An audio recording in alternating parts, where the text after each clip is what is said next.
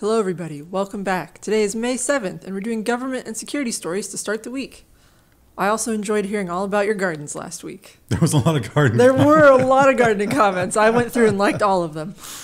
I think the gardeners are a little bit like the vegans, where they're looking for any trigger. Or the people like Linux enthusiasts and like garden. It's like the Venn diagram is the same. It's just a circle. To be fair, it's to every community. Yeah, niche hobby content. I planted 11 trees in my yard. Hey, what type? Mostly trees, like the vast majority of them are trees to keep the neighbors on their side, so they're like the tall. The arborvitae, the evergreen, yeah. But I planted 2 maple trees, an apple tree, and 2 dogwoods. Nice. The dogwoods are really good. Those are a nice native tree. I actually planted the yellow and pink ones together because that's supposed to make something happen, and we'll see if that actually happens. Like they pollinate each other? Yeah. Diversity. Yeah. That's strength. Well, the Supreme Court has had a strong decision. Actually, it wasn't strong at all. They just simply rejected to consider something, which is something they do very often. The Supreme Court declines to block Texas's restriction. NBC News says that it's for adult content. That is wrong. It's really just the age restriction provision. There's this slowly closing noose where it's like, oh, you need to be able to prove your age whenever you're doing any type of commerce on the internet. And like everything else on the internet, it starts with this. What happens here generally trickles out to the rest of the world. It's wild that the Supreme Court declined to look at this. Meanwhile, they're happy to meddle in so many other things that are along the same lines. And here's a story that sounds good at first, but look closely at that number. Because as we've pointed out so many times in the past, it's woefully small. FCC issues a $200 million fine for AT&T, T-Mobile, and Verizon for sharing location data. That's not individually. That's collectively, yeah. And that's since the dawn of time. So how much money have they made on selling location data since the 90s? At least $1 billion each. At least. Like, we could say that with no worry of being incorrect. It's probably low. Meanwhile, there's probably some executive that's like, oh, thank God this is over. You know, we don't have to worry about it anymore. We can just write this off. Like, this number is a reasonable number and we still made a profit. Like, this is fine. We figured I'm sure they agreed upon that number together with the FCC. Yeah, it's just wild. And as usual, the lawmakers, they're a little bit behind the curve. How long have we been talking about this? Years. And when I say we, I'm not talking about like we have the scoop or anything. These are mainstream media articles that we're referencing. Senators, car companies are giving location data to police without a warrant. What? It's wild. It's almost like they assume that all of your data has the same level of protection as, say, your VHS rental records. There's a nice little table in here to tell you which manufacturers will do it as well. It's literally all of them. Tesla, surprisingly, not. Or if they do, if they do, they will tell you. The others do not. Yeah. So this is on top of just selling the data, right? So they could sell the data to a data broker who will then sell the data to the cops. That's not what this is. This is the cops bringing a subpoena, not a warrant. And the car companies are like, yeah, here you go. Anything else we can do for you? Free car wash? And this court case is wrapping up. This is a bench trial, so this one person is going to make a major decision coming soon. U.S. judge questions Google, the DOJ, and et cetera, on their market power. So the market power trial is closing. The judge seems somewhat even-handed on attacking both sides with pressing questions. But it's hard for Google to hide the dark facts. We got a story about that later, which I've missorted. Or maybe that's in a different section. The software section. But here is a headline that is a little bit of propaganda because, again, what we just talked about, they don't need warrantless searches when they can simply purchase the information that they want. Warrantless FBI searches of American communications dropped 50%. This article doesn't talk at all about how law enforcement had been buying cell phone records, which included numbers that you called for years and years and years and years, and that's what we've evolved into with internet records. Do you think they just want like the mission accomplished banner? Like, look at us. Well, yeah, because they say, oh, it's because of the reforms we put in the past few years. You know, when you started complaining about this, we made reforms. It was about 100,000 requests year before last. This past year was 50,000 requests. So that's what they say when it's down 50%. But 50,000 warrantless data requests seems kind of high. And this is also data that's collected under the Foreign Intelligence Surveillance Act. Yeah. That just so happens to gather data on U.S. citizens. That's weird how that works. But I imagine what they're doing now is they're buying the data And then when they can make that connection, they're like, oh, now we get the warrantless search because now we've already made this connection with this data that we bought, right? More efficient. It is weird, the parallel construction stuff. And ChatGPT continues to be alienated in the government, and maybe not for the reason you think. This was actually pretty prescient in terms of government security. They usually aren't this well thought out. National Archives bans employee use of ChatGPT. This 404 kind of glosses over it, but the National Archives has a lot of things to archive, but the things that they have to archive are not always public at the point that they have them. Like, they have it, but they don't make it public until later because it might be upsetting or weird or taken out of context or used in political maneuvering, and then there would be less of an ability to archive those things in the future.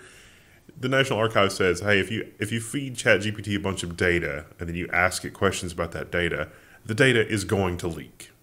Period. We've certainly seen that. Yeah. Watch out for your API keys.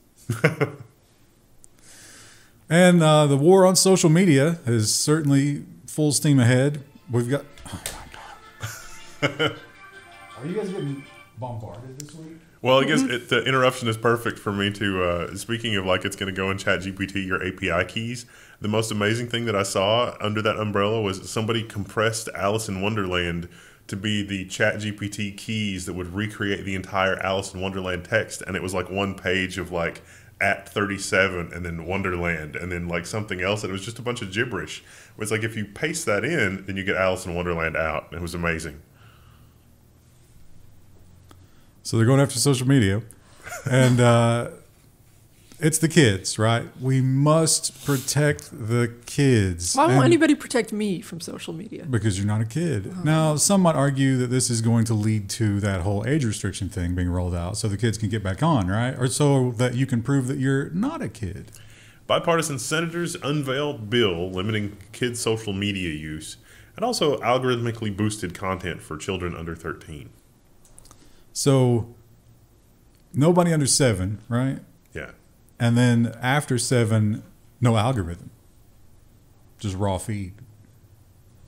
Why can't I have that? Exactly. I just want that. I don't want I think you would like. I just want all of my recent subscription videos. Please. See, the problem with that is you won't keep scrolling. You'll disengage, and you must engage. If only we had a story about how much your attention is worth, a dollar figure, if you will, that you could put on free services. Like how much money can be made from free services, like monetizing them. Well, we know there are financials. We got a story about that later in one actually pretty narrow use case. And another thing that is going to make my car more valuable, because I don't think people want this. I've actually had a car that had something like this. I had the laser guided one. I don't think this is exactly that, but in Eastern Kentucky curvy roads, it would engage at the wrong times. Automatic emergency braking at speeds up to 90 miles an hour required under new rule. Basically, this is collision imminent sensors, and if the sensors detect that there is a collision imminent, they will automatically apply the brake. I don't believe that where we are right now with car technology, the implementation of this doesn't create more problems than it solves. Oh, bless me. Like if it was reliable and worked perfectly, okay, but it's not. I still can't get over how terrible the lane assist is in cars. I did get a new car, finally. Oh, really? Yeah, I got a truck. Oh. But it doesn't, we purposely got one that doesn't have the lane assist because I don't like that. I won't have you dox your truck right now, but I'm eager to hear what you got. So yeah, look for that. It's going to be required in all cars by 2029.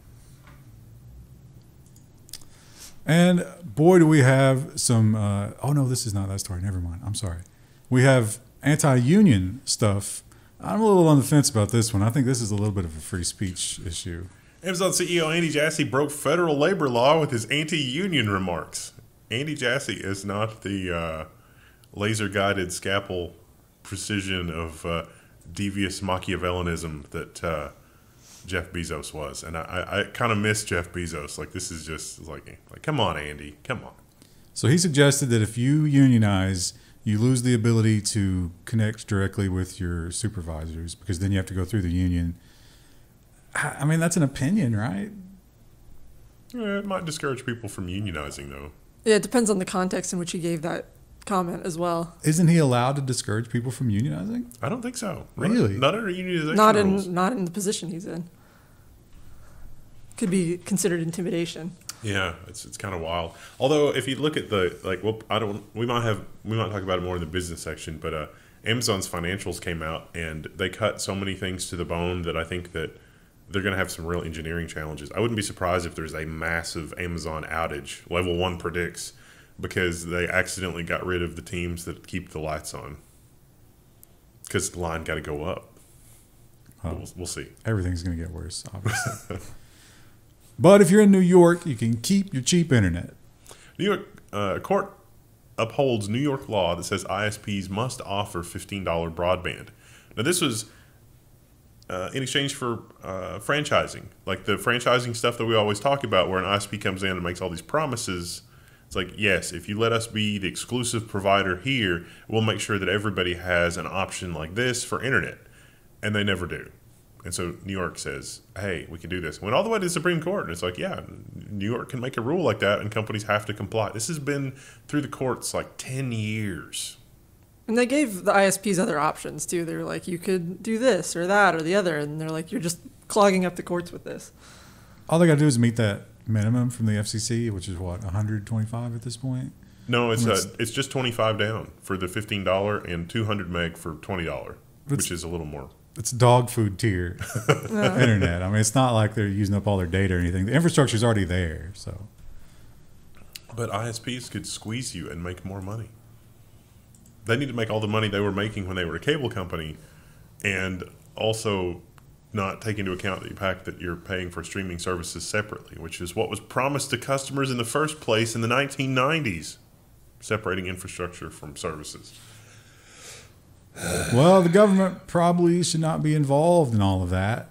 There should be, I don't know, market competition, but they are involved. Congress let broadband funding run out, ending $30 low-income discounts. Because if you're in a low-income area, what are you going to do? Go with another ISP? Oh, wait, there is no competing ISP. By design. You'd think they could just, if you're the only ISP, maybe regulate it so they can't raise the price a certain amount, but... This is some Big Lots tier supervillainy here. Big Lots. Now, this is an interesting one. I don't have a strong opinion here. I don't ever listen to AM radio. When's the last time you turned on AM radio? Almost never. But at the same time, there's part of me that feels weirdly nostalgic for it. And I'm like, oh, we shouldn't get rid of AM radio. But it's interesting why they're getting rid of it. And it points out the EV must progress at all costs. But then the people get nostalgic. AM radio law opposed by tech and auto industries is close to passing. Basically, this requires that all vehicles still have a no-cost AM radio, ostensibly to be used for emergency purposes. Like, can we count on all citizens to have access to an AM radio? Because right now, if there was some sort of national emergency, how would we communicate with literally everybody? Assuming our infrastructure was damaged, our cell phone networks are fragile and easily broken. Our 911 networks, as we saw in the last couple of weeks, are fragile and easy. One errant light pole can take out states and states worth of 911 services. Do you guys have AM radios? Like, do you have a radio in your house? Not a separate one. I do. We have I still have the old emergency alert radios, and those do have an AM mode. Yeah. But the new ones are garbage. Yeah. I have one that I bought. It's a solar radio. I have an amplifier, but I don't have an antenna hooked up to it. It's got a radio. So the thing here is, it's not just that they're necessarily trying to squeeze more pennies, although I'm sure that factors into it. It's that modern electric motors very heavily interfere with AM radio signals. So if you're driving a Tesla and you turn on the AM radio, it's probably going to sound garbled. And they just don't want you calling them and complaining about that, essentially. We could improve this a little bit. Or maybe some shielding. I don't know if they could easily fix that. Yeah. Because that magnetic field is probably like the whole car, right? And usually it is Tesla that we talk about when we have this headline. But no, now there's a new contender. U.S. probes Ford's hands-free driving technology after crashes. Yeah. It's not been a good week for Ford. They also had a recall, didn't they? Like a couple 100,000 vehicles didn't have working brake lights. Ooh. Modern cars seem a little... fragile. Without giving us the exact year, how far back in time did you go for yours? That's pretty recent. Is it? Yeah. We purposely got one that didn't have like a huge screen or media thing or anything. Like it has actual physical buttons and knobs and. It's a rarity. Yeah. And here's a move from Microsoft that sounds good. I don't know. I don't know what the barb is here, but I don't trust Microsoft. Microsoft bans U.S. police departments from using enterprise AI tool for facial recognition. That's TechCrunch headlines here. Let's use the creative license and liberty that we have here because we can straddle the line between something that's just a bunch of bozos on YouTube. What really happened is somebody inside Microsoft looked at how police departments were actually using the enterprise AI tools for facial recognition, were completely horrified, went to their boss and said, they're using the tool wrong, and this is going to get someone killed, and that's going to be bad PR. And somebody inside Microsoft had the good sense to put that in front of Satya Nadella, and he's like, yep, we need to deal with this before they kill somebody. I was thinking more like, we need to figure out a way to charge for this. So it's actually very specific, and I think it is on the tails of the body cam thing, because it only references mobile cameras. A fixed camera in a police department, that's fine. If you just got, like when people walk up to the front desk in a police department, you're going to get AI scanned. But a mobile body camera would be off limits, according to this. So that means that Axon will have to find a new source for their facial recognition, for their automatic police report writing. Listen, if they have millions and millions of dollars, there's any number of companies that would be happy to sell them racks and racks of GPUs to do that job. Well, they're certainly willing to sell racks and racks of GPUs to China. And China is constantly thinking of clever ways to get around the U.S. sanctions. It's almost like those don't really work. But every time they do, the U.S. cries foul again. The U.S. is reviewing the risks of China's use of RISC-V chip technology. This is a giant nothing burger, but it was circulated everywhere. It's like U.S. Congress critters got wind of like, oh, there's an open source microchip and anybody can make it. Wait, what? Is this going to help China? China's making this? China's using this in their stuff? Oh, no. Ah! But it's fine. But we control the chips.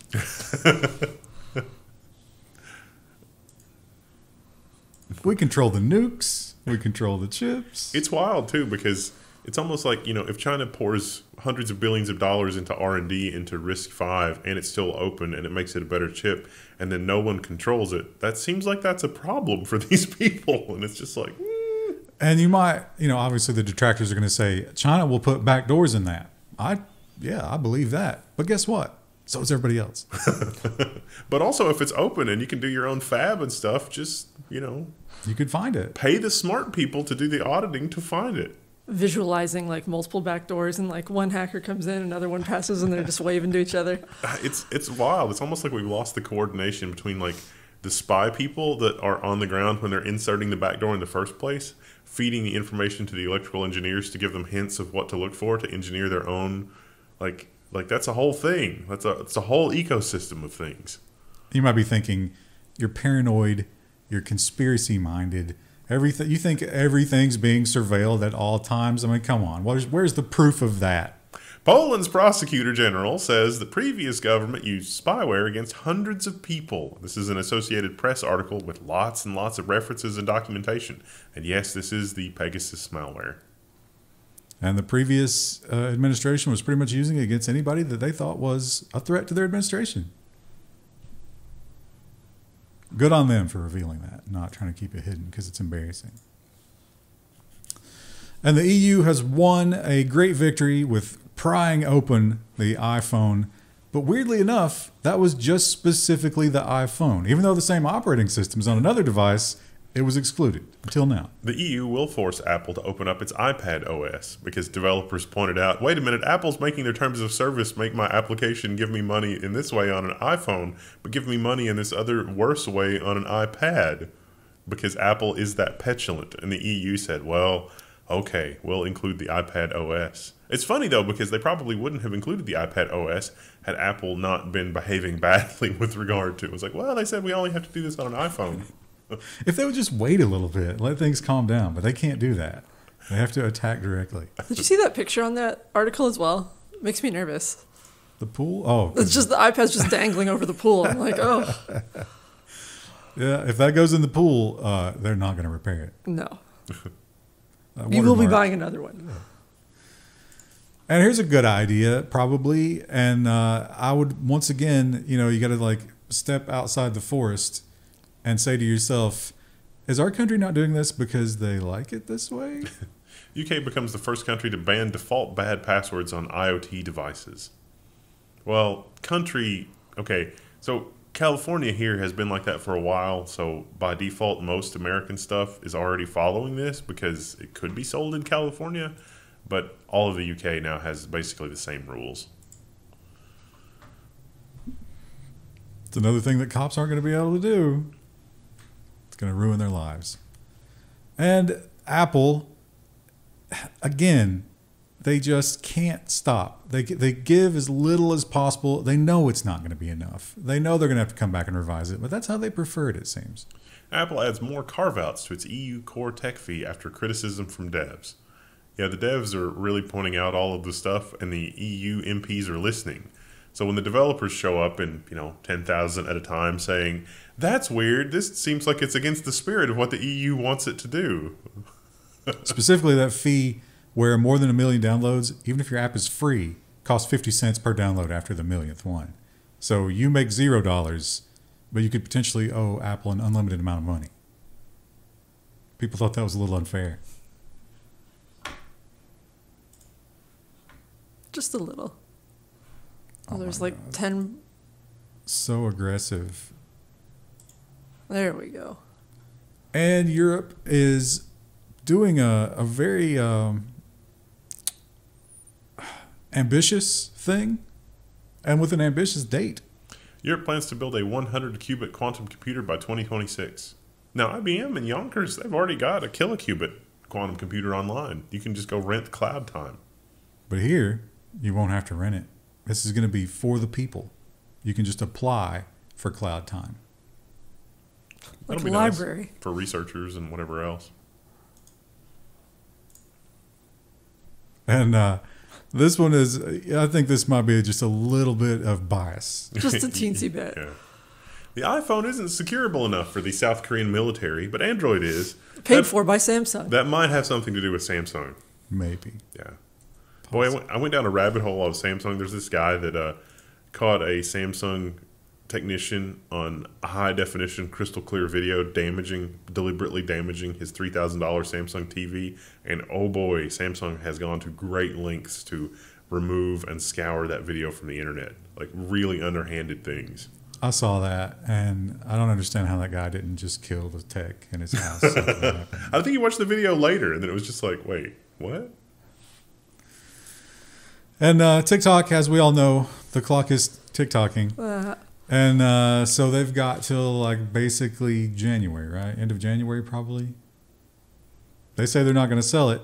So AP said, well, let's look at some other cases where this happened. TikTok may be banned in the U.S. Here's what happened when India did it. The answer is actually pretty simple. They didn't, the clickbait headline could have answered itself. They went to YouTube Shorts and Instagram. Wasn't really a big deal. People aren't really that obsessed with TikTok. That's they one just way like to make the short line form. go up. Yeah. And this was in India. If you're thinking, why didn't we hear about this? This happened in India. iPhone, iPad, and other Apple devices are being locked out of their Apple IDs, and here's why.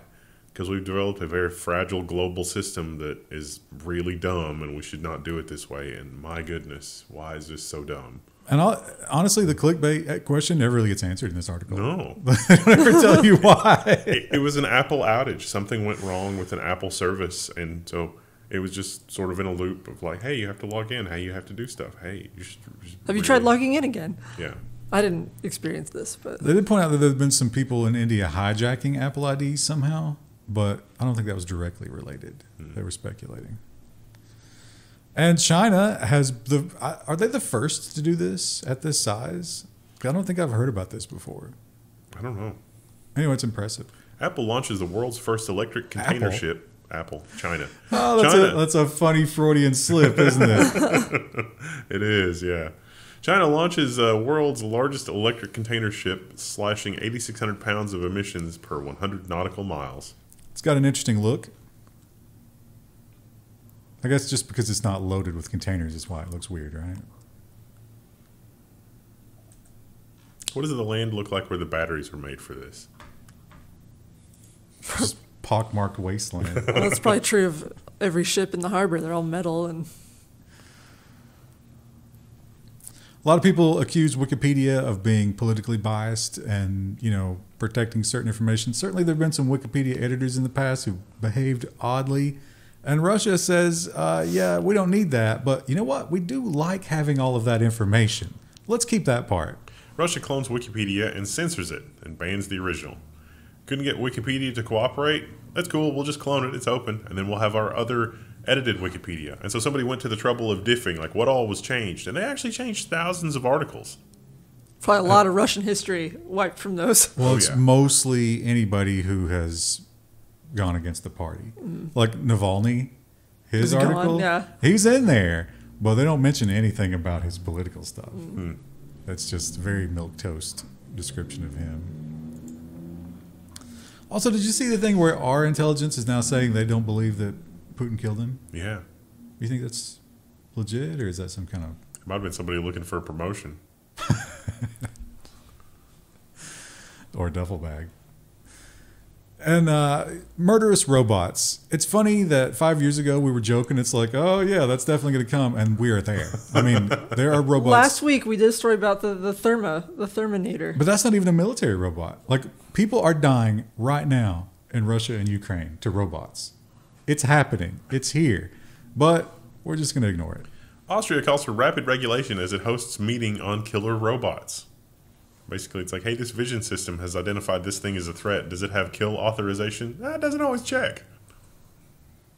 It is alarming, but then it's the whole question of, like, if we ban it, China's going to keep doing it. So then what happens? Well, consider also, like, the problem on the ground is, like, if you have electronic warfare and you have interference, if this thing has to request authorization to use lethal force and you block its ability to use lethal force, then you're giving it the only next logical thing you can do is give it the autonomy. It's like, well, you're behind enemy lines. Choose your own target. Good luck. Which is dark. Well, it's also dark if you've, bought a house or did any sort of digital signage. Did you finance your truck? No. Oh, high roller. Insurance helped with that.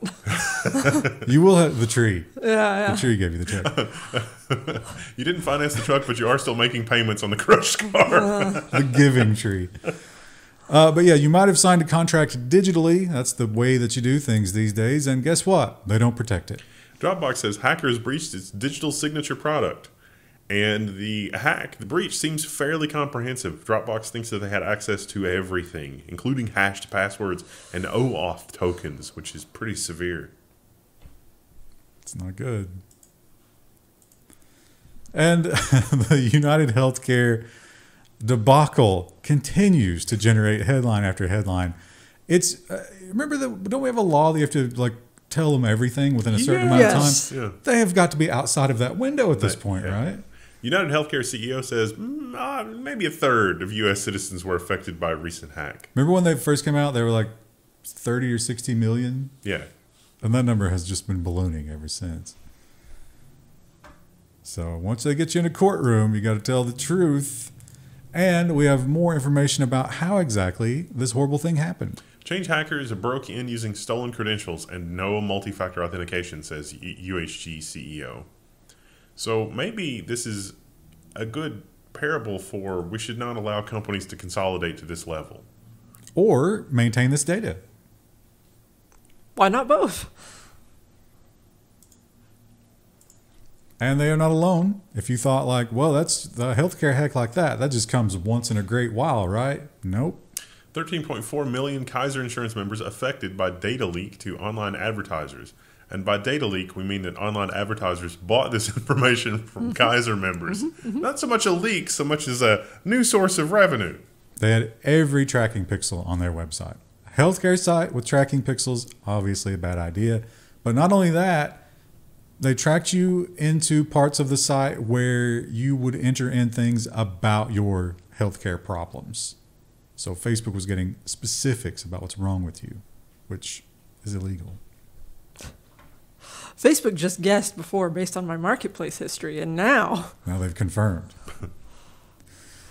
And the real criminals are the people orchestrating all of that, but they will never be brought to justice. However, should you compete with the U.S. monetary system, it will be swift. And actually, this is not that severe. Binance founder Changpeng CZ Zhao sentenced to 4 months in prison after a plea deal. And if you read this and look at what they were going after him for, I think this is really heavy-handed. Like, no doubt the Binance was probably used for a lot of criminal things and blah, blah, blah, but even 4 months, because this guy actually showed pretty clean hands, in my opinion, in most of the scenarios. The prosecutors were going after, like, the sentencing guidelines on this were also, like, at least 12 to 15 months minimum. It's the 60. They wanted 60, I think. Right? It's one of those bullet points. Yeah, I mean, 36. Like, yeah, but that was, the minimum was 12. But he only ended up with 4, which is also a little odd. Here's the Level 1 predicts. When the central bank digital currency rollout hits, this is going to be one of the big bullet points that they hit. They're going to be able to look at FTX and look at Binance. We prevent that with this. We're protecting you. But I think the SEC has very unclean hands here. Like the SEC has done amoral things to try to peddle that narrative when that's not always the case. In the way that, say, cash could be used by South American drug guerrillas and brought to HSBC in duffel bags. Bad things can also happen with cryptocurrency. Somebody made a chart of global money laundering with cash. I think U.S. dollars, actually, not just cash, but U.S. dollars versus global money laundering with cryptocurrency. You can barely even see the cryptocurrency. It's like 2 pixels. But they want to get rid of cash too, so that's a tough argument to make. And they want to get rid of end-to-end encryption.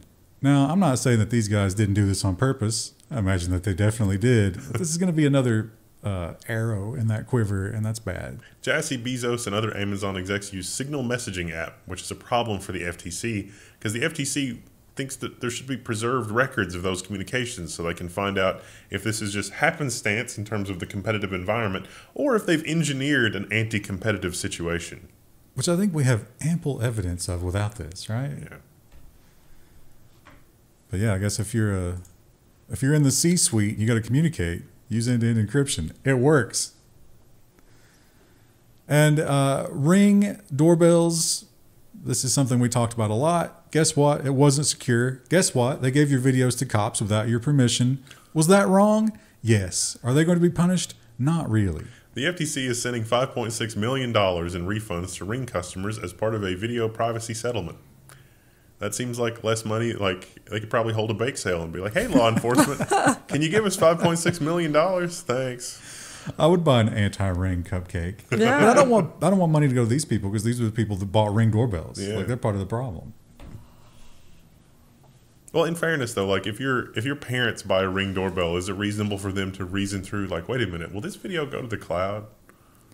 I've tried to explain that to my mom. My mom bought one anyway. Not a Ring, but... But see, that's where the argument always goes back to, right? Because that's the argument that our government uses. It's like, you people are too stupid to have liberty. And I get it. I look around and I'm like, yeah, but then it's corruption on the other side.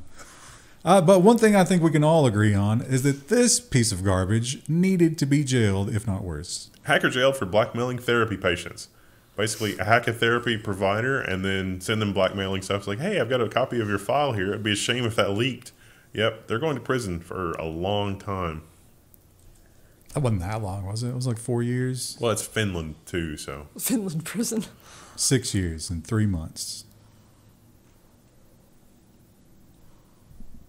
Foolish. They pointed out this lady here was like, apparently she had some really sensitive information, and he like dogged her constantly to try to get something out of her. What a monster. All right, that's it. That's the last story for today. We'll be back on Wednesday with more. The first quarter earnings are in. Woo! So we should have a lot of business news and or collapse. There's a little bit of collapse. Just a little. Bye.